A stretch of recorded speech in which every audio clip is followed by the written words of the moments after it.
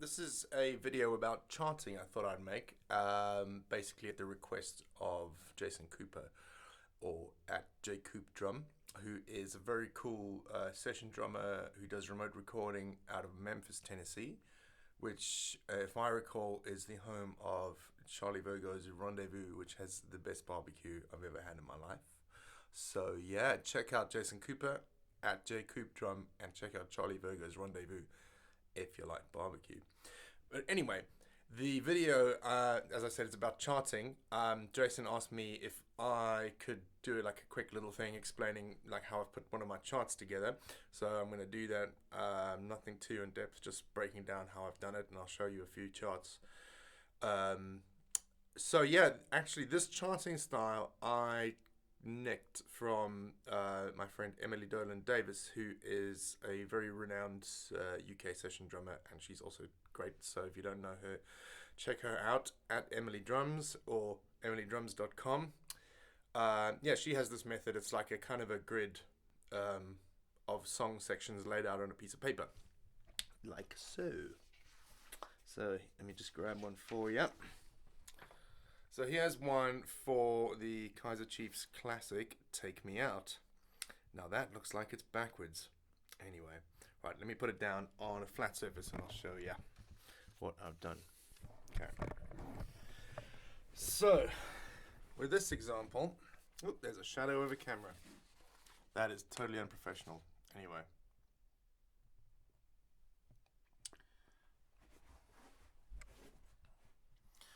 So what I have at the top is the title of the song and whether there's a count in, basically, if I'm bringing the band in. Sometimes I'll put like a lot more detail in, sort of like the rough BPM of the track, or at least the feel. That really depends on how well I know the song and how much time I've got to learn it.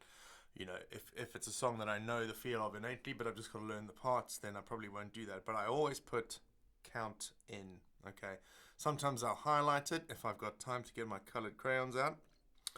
So this song, there's like a cymbal flourish before the introduction, so I'll put in details like that. I'm still refining the way I put in details, so let's go back to that in a minute.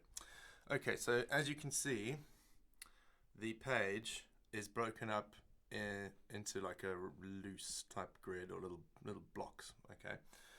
And I will give my own titles to what I think a section should be called. So if there's an intro that has two parts, like it comes in with a dynamic or no drums in one part and then another dynamic in the second part, then I will call that like intro A and intro B, for example, just to indicate that there's like a continuity there. And then I'll count out the number of bars. Usually I count in eighth notes, 1 and 2 and 3 and 4, and so to me that's a bar. I don't tend to count out cycles of things for these because sometimes that can get confusing when things move in different cycles throughout a song. Then I'll have something like refrain, which will be like a catchy bit that isn't the chorus that comes up a lot. Okay, some songs don't have a chorus, so they have a refrain. So I like to differentiate. Okay, as you can see, I put in notes there. So for me, I'll understand what layer, hats, and kick means. And then I'll put snare, I think rallentender. I don't know what you say, the way it's slowing down. Okay, so then I'll put in double-handed hi-hats to differentiate, what kind of feel I want there, or at least to demarcate, what I'm losing my words. To differentiate what each section should feel like. Okay, and then if I say hits at 8, what that means is I know that there's going to be some stabs, usually like on the 1, 2, 3, and 4 at from the 8th bar, okay, or in the 8th bar. So that's my kind of shorthand for that. All right. Then it's kind of plain sailing through here. So I have instrumental. Usually that's where they'll play like the verse or chorus or riff.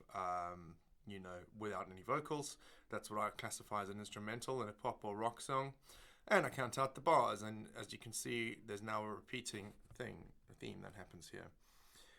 So we go back to some of the things that have happened before. So you double-handed hi-hats, which happened before. So I know that that's something that's going to sound like the beginning of the song. And in this way, as I write the chart out, if I don't know the song, I start the act of writing it out helps me memorize the song, because then I can just, it's like a little toolbox of like, oh, this is one of those things that I can use there, and this, then one of these things that I've done before comes up here, and that's kind of how I treat my charts. Okay, then we have pause, which I will know instinctively how long that is.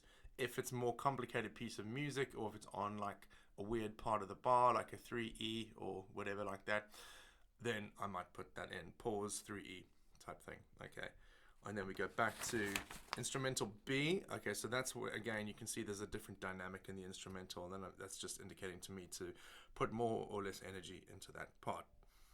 And then we go blah blah blah blah through everything again, and then it says intro hits, so I know that the song, it basically bookends itself. Okay, so that's one example here.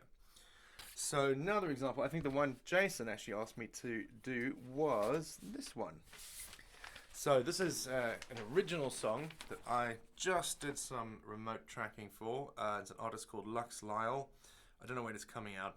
I think it's like the 5th single of her album. Hope I can say that. Anyway, so I've put in the track length, and I've put in, there we go, moderate groove pop. To me, I know what that sounds like, because eventually, you know, within the rock and pop realms, the styles of drumming overlap, and it's more about drum sounds than drum styles. I don't even know if the song's called that, but that's what the file was called. So I've called it Vampire Redux. I'm sure it's called something else. So there we go. I've put in my usual kind of section. So what I've done here, I've already listened through it, and I've identified how many different types of sections there are. And I've identified that as the intro, that is the verse, that is the chorus. And so we go down, verse, chorus. There's a chorus B. Okay, that means that the chorus does something else that dynamically, we'll come back to that. We've got a mid-8, which is going to be just some kind of standard breakout section, which usually picks up the energy. And a couple of other things. Back to chorus. There is chorus B again. Okay, and then an instrumental outro. Okay, so you can see it's a pretty standard like pop structure. And I've just listened through it once to make sure that all my little terms are, you know, whatever terms I have in my head for whatever sections are, you know, which ones I'm going to use. So verse, chorus, verse A, chorus A, B, whatever, instrumental. Okay, let's go to the beginning. Right. So yeah, in the beginning, I told myself that I think that because it's so down, it's a very soft, like sultry kind of feel, I should use a rim click. I hate that term. Cross stick, okay, on the snare. So something like hip hoppy. And then in the chorus, bring the snare in with a little stylish fill. And then we have chorus B. Okay, so dynamically that changes, and I know that the ride, or, you know, changing cymbals or whatever riding surface will accentuate that and open it up. That worked. Then I know that I drop out for 2 bars, and if I just write drop out like this, then it means that I'm completing the bar before and dropping out on count 1, which is pretty standard. No drums there. You know, again, I might highlight that if I have time, and then back into the verse. Now, because it's the second verse and it's developing, I bring the snare in, and I'm not using the cross stick anymore. Okay, so that's kind of a standard trick. Back to the chorus, same thing. There we go, ride, question mark. It was because I was still to actually play it and see if it worked. And then the mid-8, I'm not sure what that actually means there. What have I written there? OH? Oh, open hi-hat. Okay, there we go. So back to accentuating things. I think what happened in the end was I just washed the ride out a little bit without kind of completely rocking it up, just to give it an extra push for the mid-8. Drop out there. Okay, so that was dropping out on beat 1 again. Blah, blah, blah. Same thing. So the song was pretty repetitive. And then the outro, I written ride wash, because I knew that it was going to have enough energy there to warrant a washy cymbal. End on 4 and a da, da, da. Okay, so I did a little fill there. Actually, I think in the end, what it ended up being was I ended on 1. I think I was overthinking it. So, you know, this was a good guide. But once I'd used it and done the track, and the producer came back with their comments, then I did change a whole bunch of it, and it ended up being probably simpler than this, you know. There wasn't any rim stuff going on. I used kind of less cymbals, and yeah, you know, but it was a good thing to write it out, because then I could remember, I could just remember the song instinctively. Okay, so, here's my ugly face again. All right, so I have a little flip screen here that enables me to go into selfie mode so that I know that I look really cool. Okay. So the next video I will do is on, I suppose, on coming up with drum parts and what I do when I've made a chart, whatever the, you know, I'll take a few different settings, circumstances, if you will, and say, you know, what went through my head when I made those charts. So thanks for watching. Thanks to Jason for asking me to make the video, and thanks to Emily for the charting method. Bye.